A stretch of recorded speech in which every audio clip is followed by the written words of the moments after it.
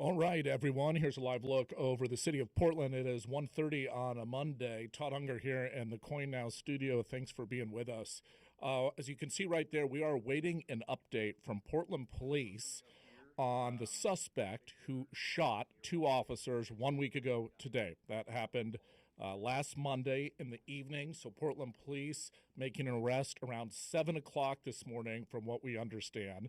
And they will be giving an update to the media and the public at large here in the next couple of minutes. Our Joey Vaca is tracking this story for us. So he'll have the very latest today at 4, 5, and 6. But right now, Portland Police getting ready to give that update, which again is happening down at Portland Police headquarters. I want to go ahead and roll a little bit of video. This is from the scene earlier today, actually, out there where police were making this arrest. This is in northeast Portland.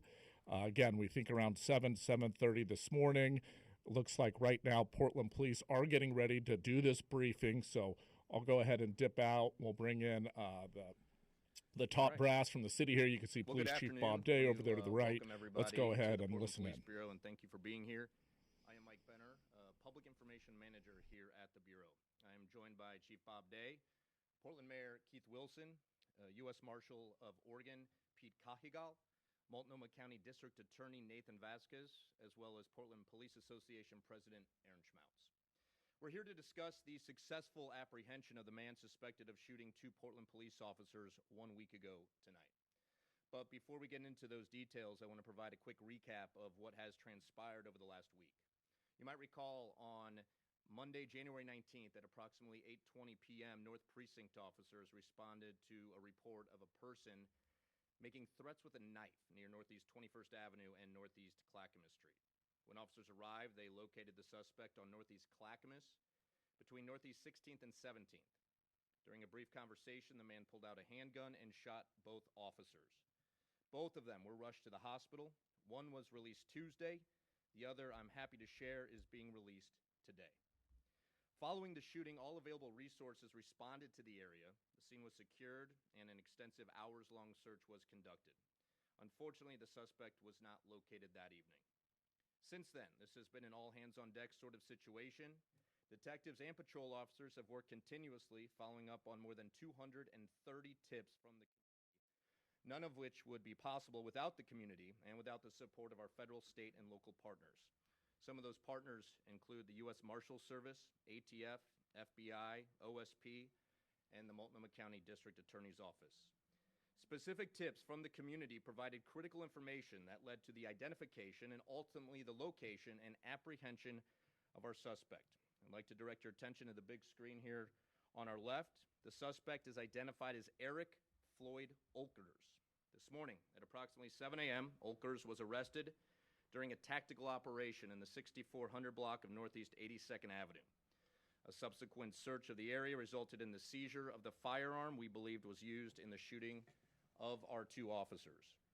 Following the arrest, Olkers was transported back here to Central Precinct for an interview with detectives, then booked into the Multnomah County the Multnomah County Detention Center on the following charges: 2 counts of attempted murder in the first degree, 2 counts of assault in the first degree, and 2 counts of unlawful use of a weapon.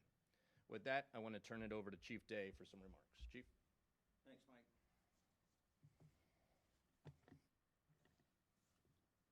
Well, as always, I just want to take a moment, reflect really on the last several hours, including the tragic loss of life we experienced in East Portland this morning, our first recorded homicide of 2026. Do not ever want to lose sight of the sanctity of life, and the primary role and responsibility of policing is that preservation of safety for all. So our hearts go out to the family and the victims and those impacted early morning hours this morning. I'd also like to recognize that just in less than the last 24 hours, the Portland Police Bureau has been stretched incredibly thin. We had a couple of public order events yesterday afternoon. We had the homicide overnight, and then we have been working this case, continuously for the last several days, and then more specifically in the overnight hours and in this morning with surveillance and ultimately the apprehension. And so really has been a taxing week emotionally and physically, but we could not do it without these relationships that stand behind us right now. This doesn't happen alone. For starters, I just want to express my appreciation and pride for the Portland Police Bureau as a whole. This really was an agency-wide effort. The detectives that worked tirelessly on it, the first responders, the officers who were first on scene, officers throughout the week, our professional staff, our analysts, our administrative support. Really, organizationally, this was an entire PPB lift, and really grateful to see how folks, on top of their already very demanding roles and responsibilities, move this on the top of the pile to continue to move this investigation forward. Also, really would not be able to do this without support of our partners. Mike already mentioned them, the Oregon State Police, critical with their crime lab usage, their support around DNA. Really grateful for the priority that Superintendent Cotting and his team put forward. Also want to thank our East Metro Crimes team, East Metro Tactical team helped us out here in the early morning hours. The Multnomah County District Attorney's Office you're going to hear from in a minute. You know, our federal partners were essential. We do have our U.S. Marshal here, you'll hear from a moment. I've been very clear over the last year the importance of relationships with our federal partners, and those relationships really came to pay the dividends this past week. We could not have done the surveillance and some of the investigative work without Pete and his amazing team, along with support from the FBI and the ATF, as already mentioned. And this is really a model that we have been demonstrating to the country that can happen in these challenging times, in narratives that aren't always helpful to the community. We are saying that we continue to be in partnership, understanding our lanes, understanding our roles and responsibilities, but when need be, we can bring those resources together to provide that highest level of public safety for all of Portland, and I'm really grateful for our federal partners. The mayor has been on the forefront of this as a leader of this city and supporting us with his messaging and offering resources available. So grateful for that support. And then finally, the community piece. And Mike already touched on it, but literally 230 tips in the last week. Within the first 96 hours, we had 190 tips, 146 of which were actionable. So we are continuing to look through leads and look through information as this case continues to move forward. And finally, I just want to highlight, to me, this is what it really looks like when you have a fully resourced police department, when you have an agency that's able to come together and focus on these, very serious crimes. We would like to be able to pay that effort and that attention to all of the challenges that Portlanders face, and we're committed to doing the best we can in the circumstances that we have. This is also a commitment to constitutional policing.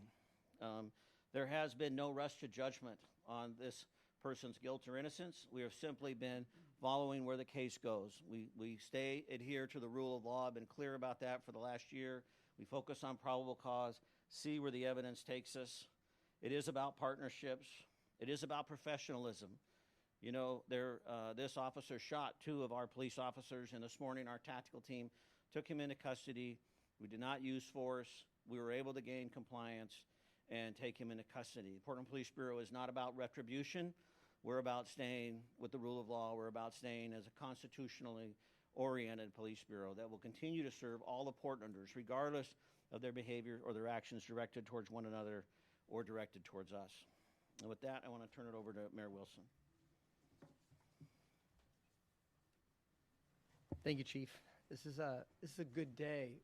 We continue to focus on community health and safety, and today was one of those days where our partners worked with us. My office was extremely concerned from the moment this occurred. We put our whole team behind it, and we brought the resources of the other co-workers throughout the entire city, because we really want to be one city and support all facets of our city so we can provide clean streets and safe places for everybody to enjoy the city. First, I want to recognize the hardworking and dedicated public servants of the Portland Police Bureau. Over the past week, they've worked tirelessly and professionally under extraordinarily difficult circumstances. Their persistence and skill led to the safe apprehension of a suspect this morning, and our entire city is grateful for their continued commitment to protecting our community. This has been an incredibly tough time for the 2 officers who were shot last Monday, and for their families, colleagues, and their loved ones. One officer has been released from the hospital, and the other continues to recover. We're holding them close in our thoughts. as we remain steadfast in supporting them through every step of their healing. I also want to express deep appreciation for the coordinated efforts across jurisdiction. The U.S. Marshals, as the Chief had noted, our federal partners, state and local agencies, and community members all played a critical role in bringing this case to a turning point. This collaboration reflects the best of what public service can be. People coming together with shared purpose to keep Portland safe. While the investigation continues, today's developments are an important step forward, and I want to thank everyone involved for their professionalism, their courage, and their unwavering dedication to our city. Thank you.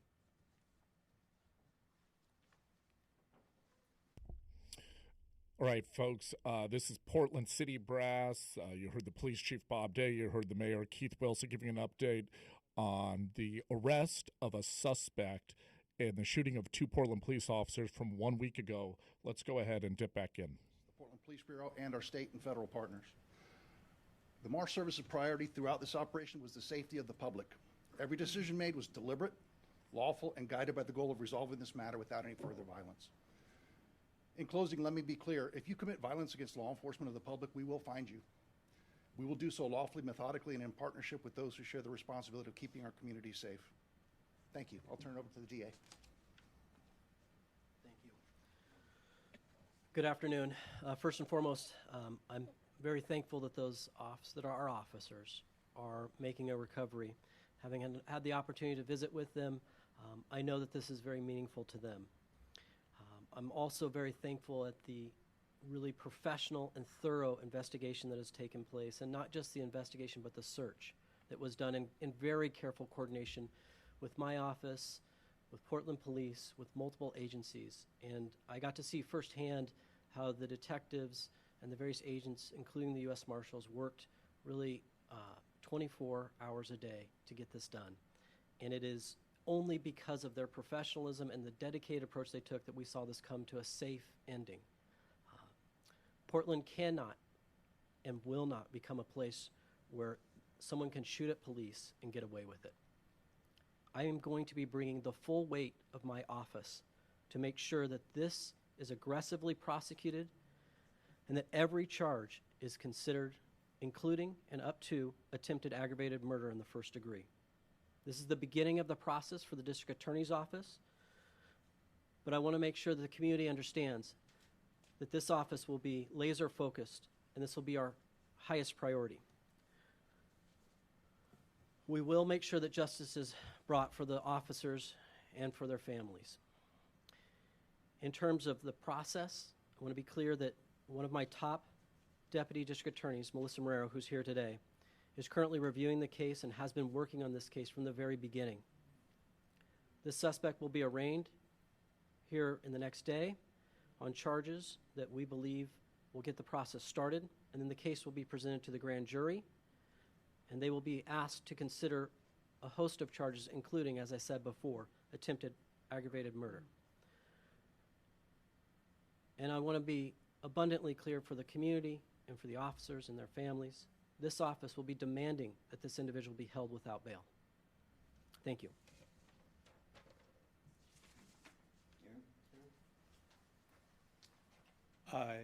Aaron Schmaltz, I'm the Portland Police Association president. I spent a lot of time speaking with our families about this incident that took place. I'm a second-generation police officer. Policing is an interesting job because, as I've said publicly several times recently, attacks on police officers is an attack on the fabric of our society. Our officers, unlike any other job, when something really bad happens, one of our members is shot, deeply injured, they're still responding to all the calls in the city. They're still doing the work, and people at home, their family members who love them, are wondering if they're okay. What's been really heartening for me in watching this situation unfold into this successful capture of this individual is our federal partners working with us to ensure we can bring this person to justice. The families wanted to make sure I noted that. It has been our officers, our detectives, our criminalists, all of our law enforcement partners ensuring that we do so safely. You know, you look at kind of the juxtaposition. While we have had some elected officials and media completely disregard what has happened here, many have not. I'm very thankful for Mayor Wilson and his support of our officers. But most importantly, the support from our community has been incredibly loud. Our officers, they go out and they risk their lives every day in support of a community they love, and seeing that support and love returned in a way that has led to the successful capture has been something that none of us will soon forget. The officers are recovering. Their injuries were grievous, and they will have their lives changed forever by this event, and I think our city will too. Thank you. Thank you, Aaron, and thank you to all our speakers. We have some time for some Q&A. As always, please state your name, who you're with, and who your questions for. All right, folks, again, you are watching Portland police and city officials give an update on those 2 officers who were shot in the line of duty 1 week ago today. There has been a big break in that case. There was an arrest of a suspect this morning around 7 a.m. Portland police responding to a few questions from the media. We'll go ahead and listen back in.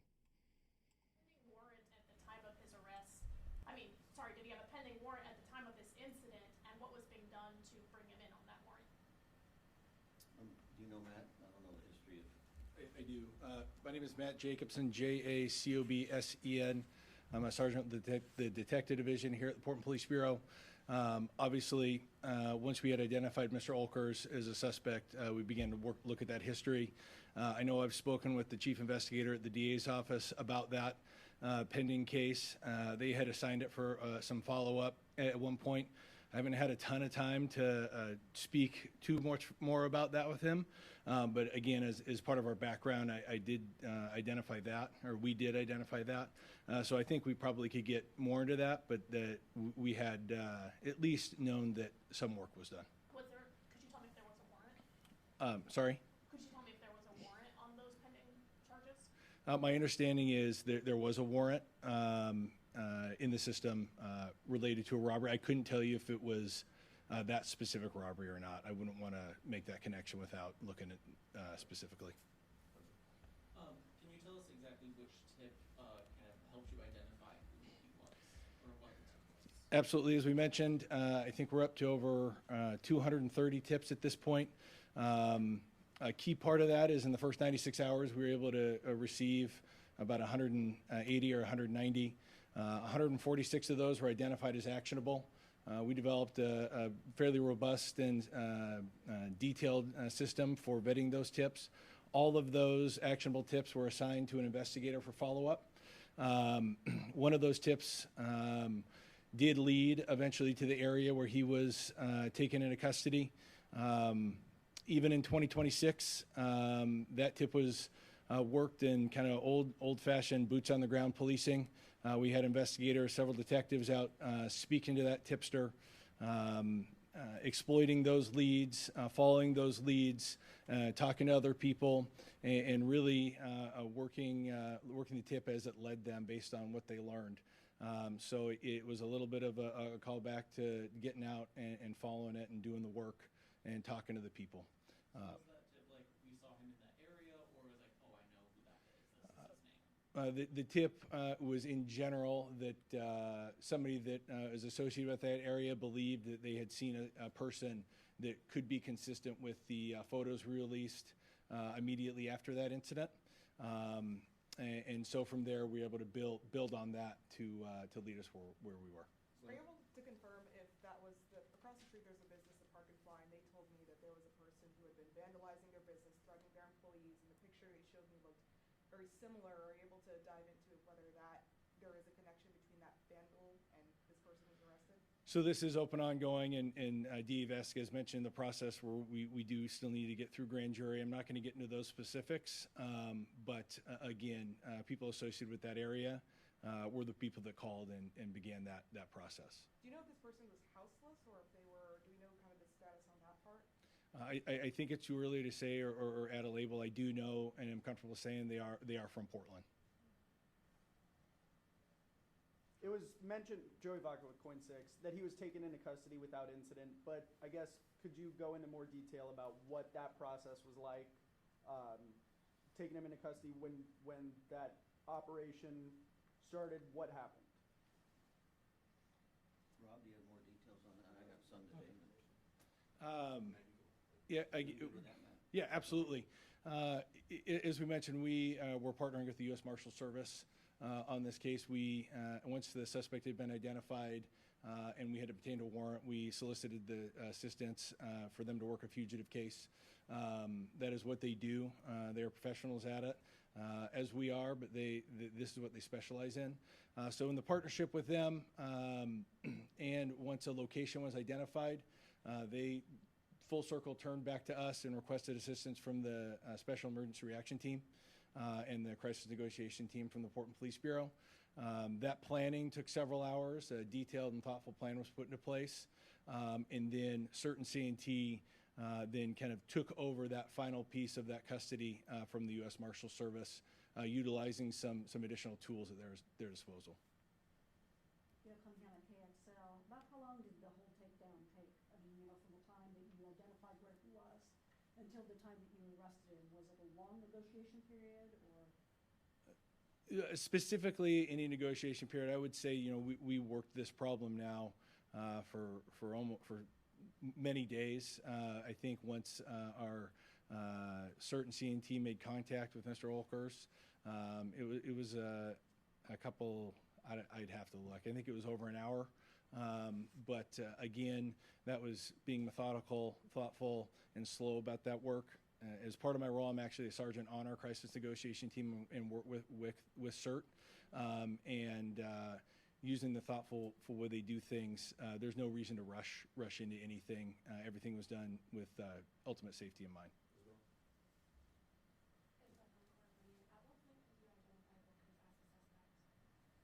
The question for you was what point we had identified Olkers as a suspect.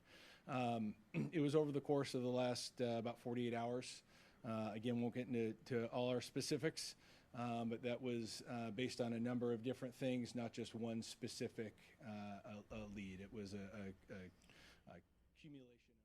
Folks, you are listening to Portland Police Sergeant Matt Jacobson right there. Give an update on the arrest and apprehension this morning in conjunction with U.S. Marshals of the person believed to have opened fire and shot two Portland police officers a week ago. Portland Police and the mayor there, the DA, coming out about 25 minutes ago to start this news conference. The two officers that were shot are recovering. That is the good news out of all of this. But obviously there was a pretty intense manhunt and search for this suspect over the past week. Again, that man was found this morning in Northeast Portland. Let's go ahead and listen back in to Matt. We continue to work this investigation to its fullest. And then I'd have to ask for the second part again. Oh, yeah. When the officers were talking to him, when they approached him, what was that conversation? What was going on there?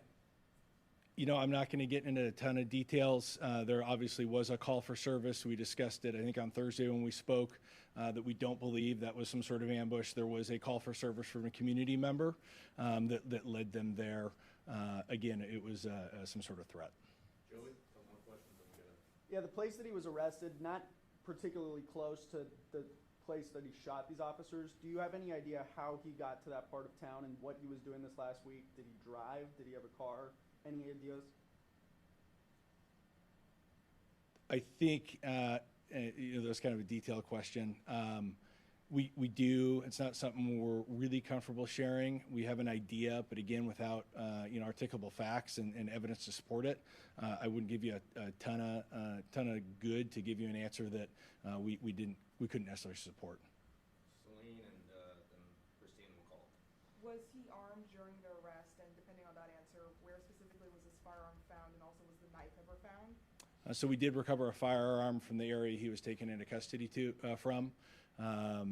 Past that, I was out at the scene and then have came back here and been prepping.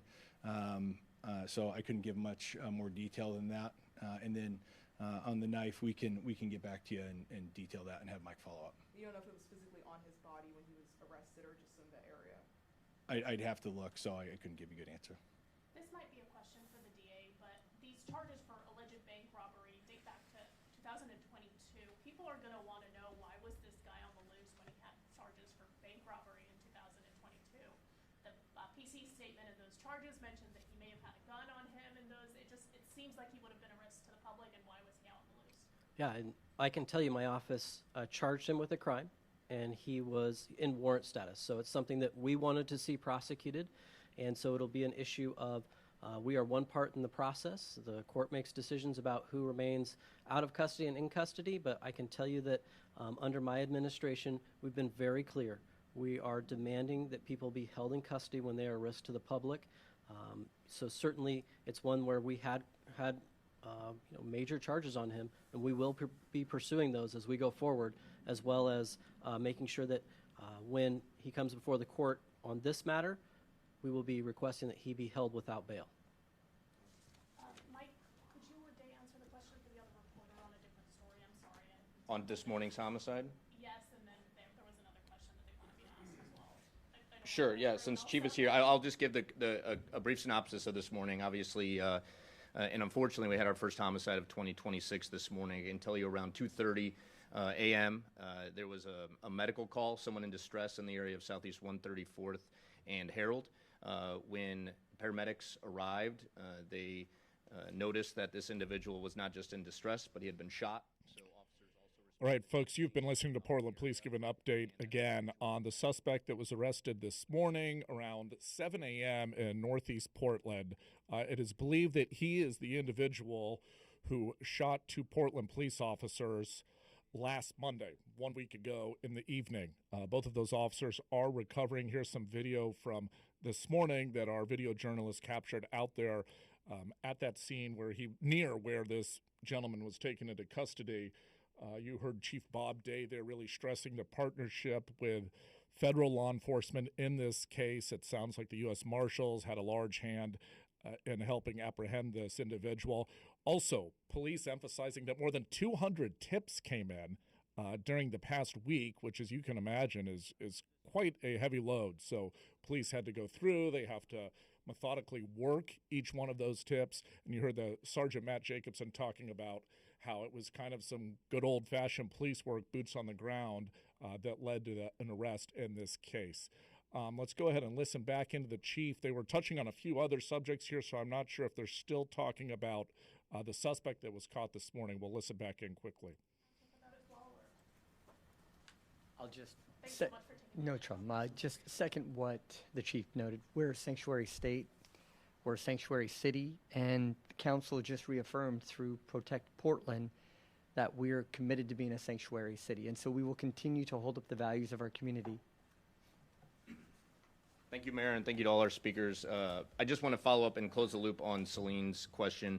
The firearm was not located on Mr. Olker's